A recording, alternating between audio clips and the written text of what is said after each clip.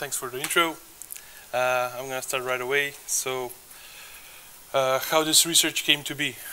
It came out of necessity. We needed a roadmap for Snowball games, and picking the right game for the market is the most essential thing you can do starting a new indie game development company. It's just going to make everyone's job down the line much easier. So in order to do that, I compiled years of reports from all the leading data companies. I tried to follow them all, from AppsFlyer, App Annie, Sensor Tower, basically all of them. But the main order was huge data mining from Uptopia with specific rule sets. I'm going to talk about them later. And I personally playtested 550 games of the top grossing games and recorded the data findings, which you'll see here. And what you need to know is that all the process data in this research is from October 2016 to July 2018. With a few bits I updated. So we're going to need to take a quick look at the global market in smartphones and how many gamers there are. So 2018 was projected for 2.9 billion, but this is an update on Yuzu. It's currently at 3 billion active smartphone users. And of those 3 billion, 2.35 are gamers. This is an insane number. It's 500 million more than PC gamers and console gamers combined. On top of that, it has an 11% year-over-year growth. It's a double-digit growth since its start in 2007. So this is 2017. Mobile games were already the biggest chunk there. The mobile market was just north of 50 billion. But 2018 is the big one for mobile, because for the first time, mobile games will be more than 50% of the total game market. And they will jump to just north of 70 billion. If you look at the markets country by country, you can see the top 8 here. And my further research will focus on the US market, because if we exclude China, Japan and Korea, which are like a whole other talk, the other countries are just, in terms of top grossing games, they're just mirroring the US market. Maybe not the same positions in the top chart, but the top grossing games are the same.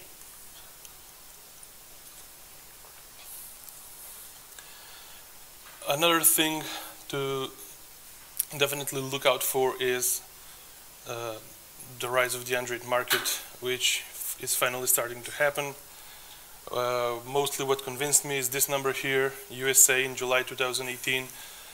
It's incredible, 47% of the operating systems there are Android. So if they can make it there, they're definitely making it. So still, what's not evened out, with game developers still earn a lot more money from iOS, because what's not evened out is the spender mindset in the Android population. We'll see some research later about it. But since 2017, I've seen a lot, not a lot, but a fair number of top grossing games that make the same amount of in-app purchase revenues on Android and on iOS, meaning that Android spenders do exist. You just need to carefully target them with the user acquisition. So for now, the Androids are on the rise, but still all the KPIs that we've seen show that one iOS user is worth 4 to 5 Android users in ads, and depending on the game, 2 to 3 in in-app purchases. But the CPI there is cheaper, so it kind of evens out. Anyway, 1.5 million Android devices activated daily. That is a really insane growth. These 4 countries, Mexico, Brazil, India and Indonesia, are the fastest growing ones with Androids, and more importantly, fastest growing one with Androids that play games on them. Latin America is already a 5 billion market, which would equal to Germany, for example, if you compare like that. And India and Indonesia have the fastest year-over-year growth, and they will very soon also be $5 billion markets. So all these really good, really amazing numbers that we see are there because the market is on the growth side of the curve, and naturally it won't stay there forever. So it looks promising, but the logical question would be like, is there a catch, and what are the cons? So yeah, we're gonna see what are the cons, some of the cons right now. So this research on iOS USA, I wanted to do top 5,000 of the games, and saw that the top 7 games make more than 100 million each, and they take 31% of the market. The next 65 games, between 10 and 100 million, another 32% of the market.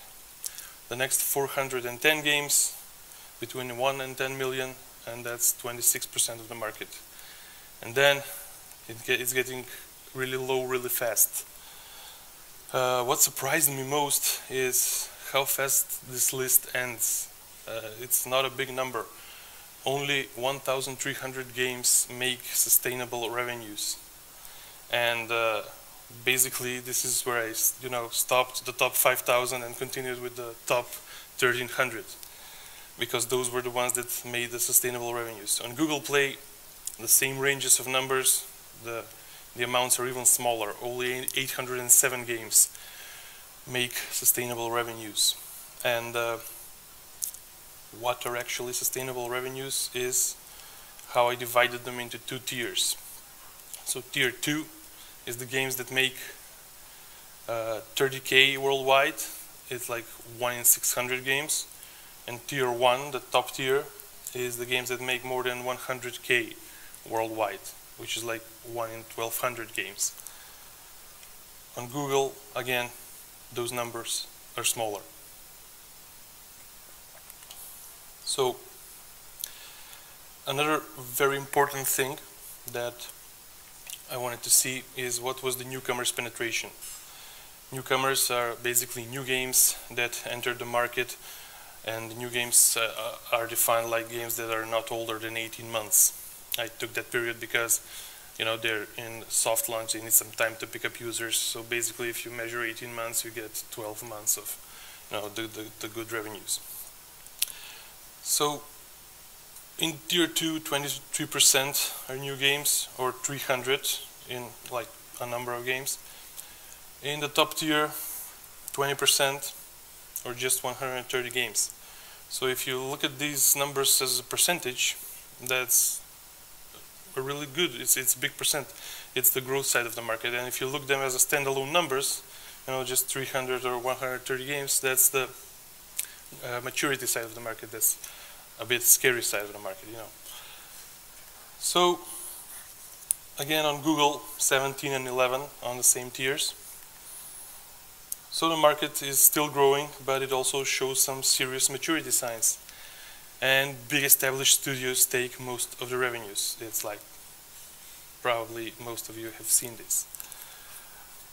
Also, professional production pipeline is now become an industry standard. The indie hit wonders are not happening anymore. We are never going to see another Flappy Bird kind of thing. So, pros and cons, you just have to be aware of. Okay, so the next logical question, so like, what do we need to know to get on top and profit? So you must have detailed understanding of what types of games are doing good in the market, what economy systems are doing good on the market, and what are your targeted users. Like, what's the user segmentation, what your users will play, and why will they play your game. You need to analyze long-term and short-term trends. I'll talk about it later. World-class production is a must, like already said that. marketing and paid user acquisition. I mean, literally all of the top grossing games have them, so it's also a must.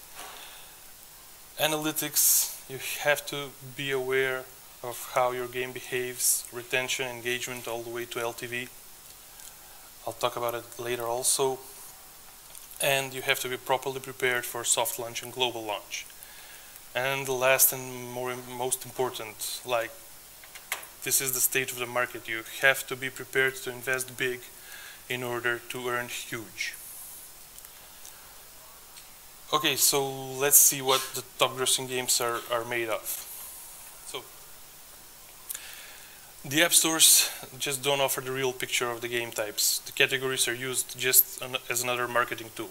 The app store won't stop you if you want to put your racer game into board games category. It's, you know, if the market has a pool on that for that month, it's good for marketing. But what you don't have is the real view of how the top grossing games are made and what are their basic genres, subgenres, and mechanics. So this is why I play tested the top 300 games of all time on the US market versus the newcomers that were also top grossing on the same market. So as you can see, some differences here, and you know, everywhere you look on the internet, everyone says that the top performers are strategy, puzzle, and casino games. And as you can see, that, you know, this is only technically true because there are subgenres that are like match 3 and city builders that are bigger than the genre itself. Also, insanely competitive and crowded spaces that even intermediate companies can't get into. But playing the newcomers reveal future trendsetters, you know, where the spikes are, what games will do good in a following year or so. So the biggest spikes are in RPG, adventure, simulation, racing, and overall narrative heavy games. So another long-term market trend that I got into is live player versus player.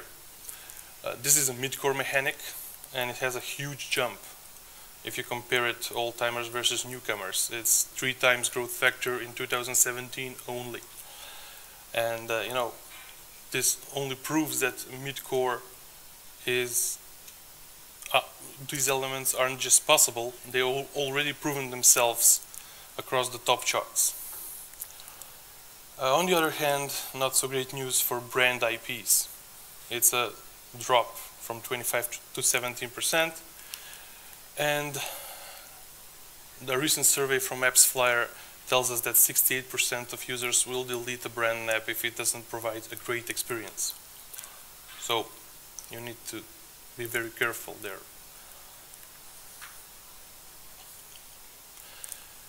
Level types. I divided them into casino, level progression, and level up, and compared them, old-timers versus newcomers. Like, you know, casino is casino, the slot games. Level progression is like Candy Crush, for example, where you progress through thousands of levels, and level up is Clash Royale, where you level up your cards to play better. So level progression games have a significant increase, and paired up with the previous slide, you know, where we see narrative heavy games paired with level progression is, you know, great news for the users, but not so great news for game developers, because these types of games take much longer to produce. But, you know, the maturing market shows that users want what the user wants. And, you know, the core mechanics and all of that still have to be nailed down perfectly, but content-rich, world-class production is becoming an equally important thing.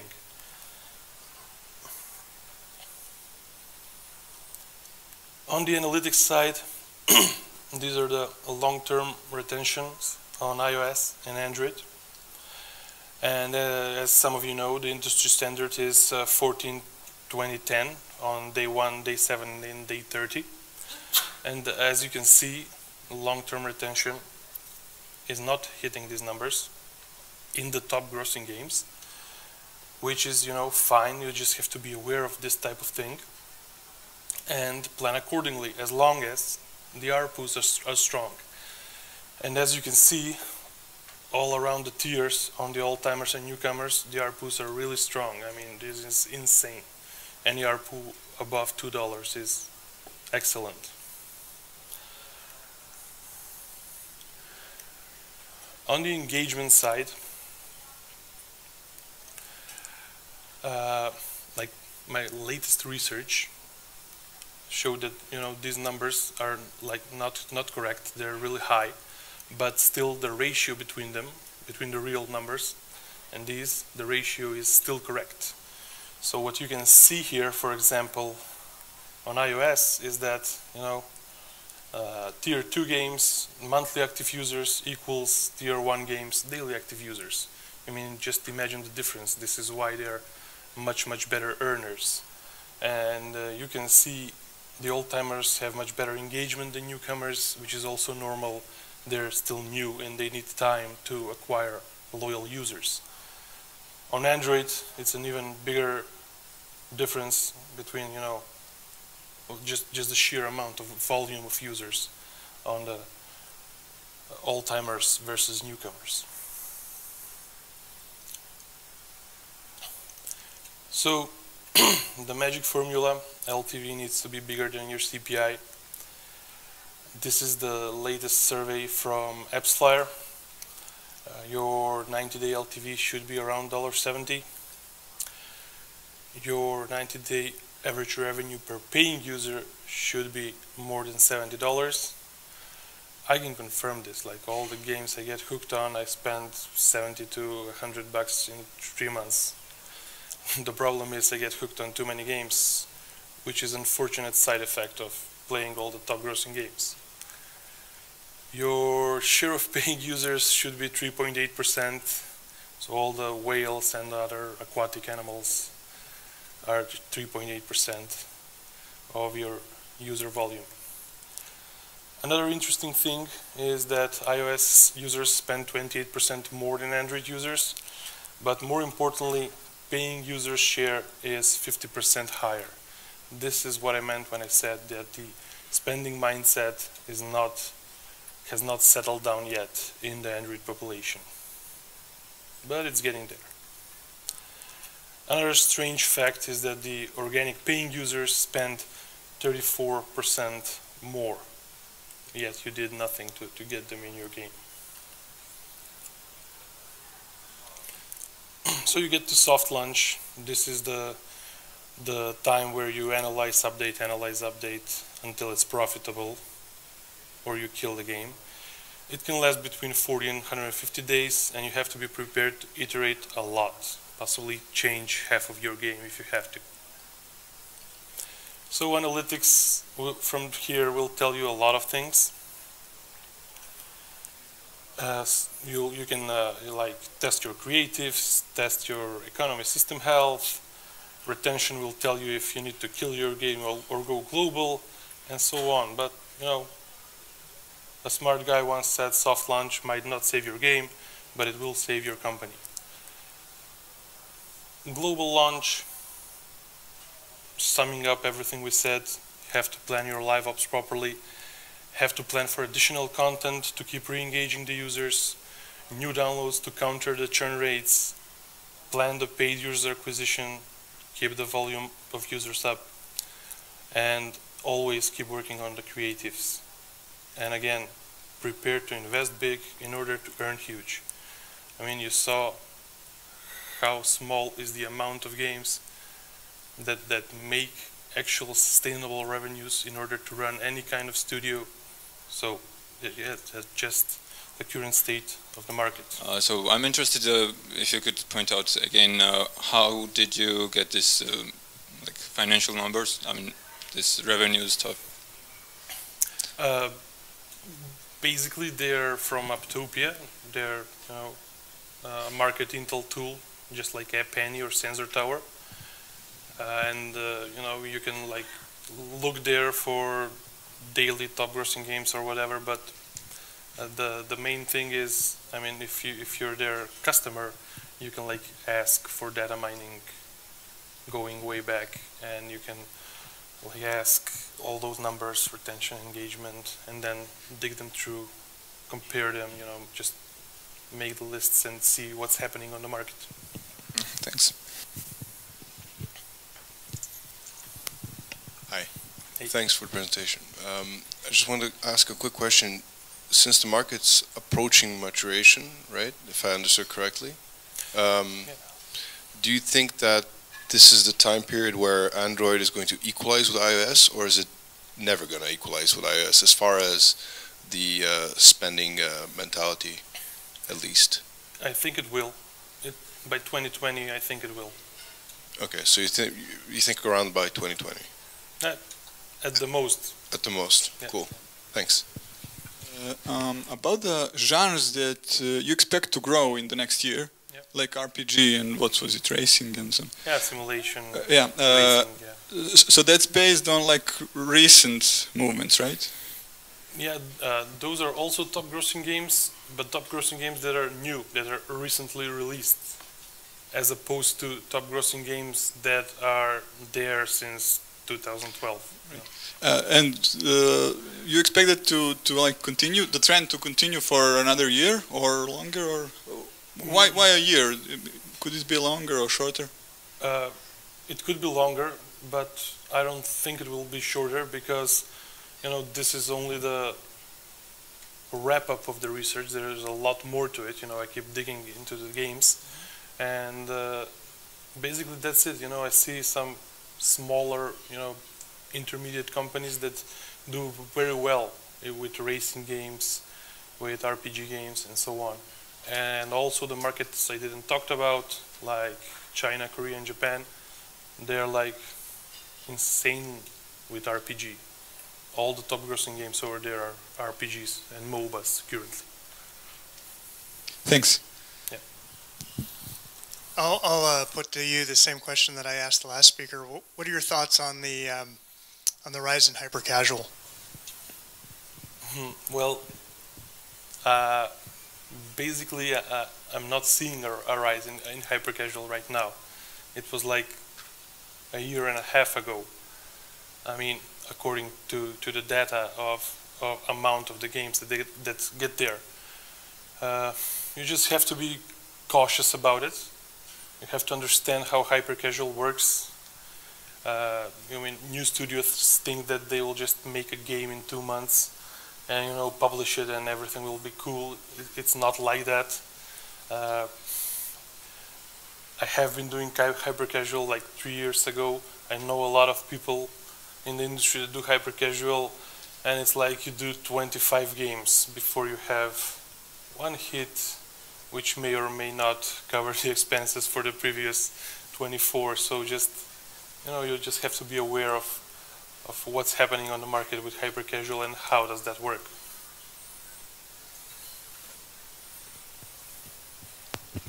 With the rise in PvP games, what are your thoughts about how many players do you need to have, like daily active players, in order to have the proper PvP game and not playing versus bots all the time? Well, it all depends on how the game is designed.